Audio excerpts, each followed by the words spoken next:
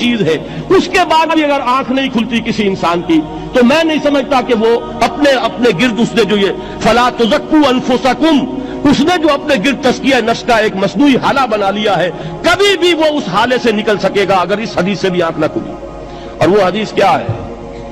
مولانا اشرف علی تھانوی نے اس کو اپنے جو خطبات جمعہ ہیں ان میں نقل کیا ہے، بیہقی کی روایت ہے۔ اوحى اللہ عز وجل الى جبرائیل علیہ الصلوۃ والسلام ان اقلب مدینۃ کذا وکذا باہلھا، اللہ نے حکم دیا حضرت جبرائیل کو فلاں فلاں بستیوں کو الٹ دو اس کے رہنے والوں سمیت۔ قال فقال، حضور نے فرمایا، اس پر حضرت جبرائیل نے عرض کیا بارگاہ خداوندی میں، ان فیہا عبدک فلانا لم یعصک طرفۃ عین، پروردگار اس بستی کو الٹ دوں، اس میں تو تیرا فلاں بندہ بھی ہے جس نے کبھی پلک جھپکنے جتنی دیر بھی معصیت میں بسر نہیں کی۔ اب آپ اندازہ کیجئے، یہ جو ہے نا اپنے آپ کو رگڑنا اور مانجنا اور پوری زندگی رگڑنے میں اور مانجنے میں لگا دینا، ہم بعض بزرگوں کے تذکرے میں سنتے ہیں اتنے اللہ والے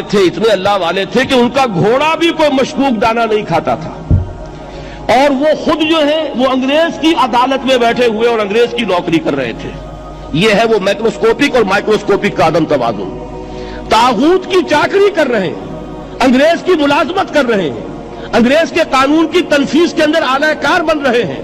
لیکن ذاتی تقوی اور ذاتی نیکی اور ذاتی للہیت جو ہے اس کا معیار یہ ہے کہ ان کا گھوڑا بھی مشکوک چارہ اور مشکوک کھانا نہیں کھا سکتا۔ یہ ہے وہ عدم توازن، اس کو نوٹ کیجئے گا، جس کو کہ اس حدیث میں محمد رسول اللہ صلی اللہ علیہ وسلم نے واضح کر دیا کہ حضرت جبرائیل عرض کرتے ہیں کہ اللہ فلاں بستی کو الٹ دوں، اس میں تو تیرا فلاں بندہ بھی ہے جس نے پلک جھپکنے جتنی دیر بھی معصیت میں بسر نہیں کی۔ ذاتی نیکی کا اب اس سے اونچا کوئی مقام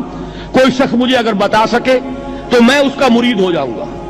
اس سے اونچا کوئی مقام ہوگا کہ آنکھ جھپکنے جتنی دیر بھی کسی نے معصیت میں بسر نہیں کی،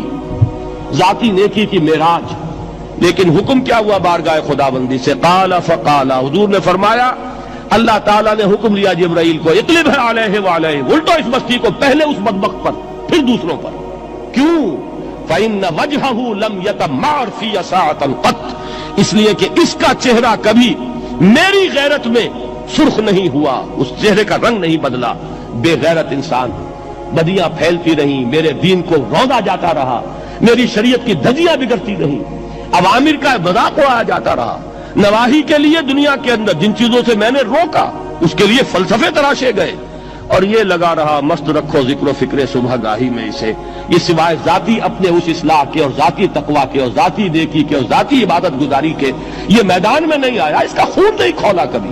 اس کے چہرے کا رنگ متغیر نہیں ہوا، لہذا یہ دوہرا مجرم ہے۔ یہ ہے وہ تصور جو یہاں پر نوٹ کیجئے۔ ہاں، اس کے یہ معنی بھی نہیں ہے کہ نماز بھی نہیں پڑھ رہے، روزہ بھی نہیں رکھ رہے، اقامت دین کے کارکن ہیں، فرض نماز آ گئی ہے وہ چلی جا رہی ہے، جماعت کا کوئی اہتمام نہیں ہے۔ اب یہ دو انتہائیں ہیں، ایک انتہا یہ کہ وہ تزکیہ نفس جو ہے اسی میں وہ رگڑنے اور مانجنے کا عمل جاری ہے،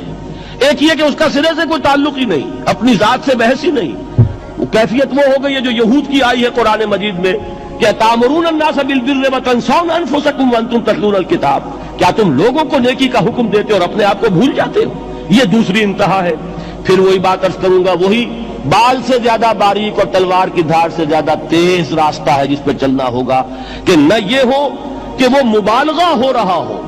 اپنی ذاتی اصلاح میں تو مبالغہ کی حد تک آگے جا رہے ہیں، اور دوسرے یہ کہ اپنے دین کی تبلیغ و اشاعت، اقامت دین کی جد و جہد، اس کا خانہ ہی نہیں کھولا زندگی میں۔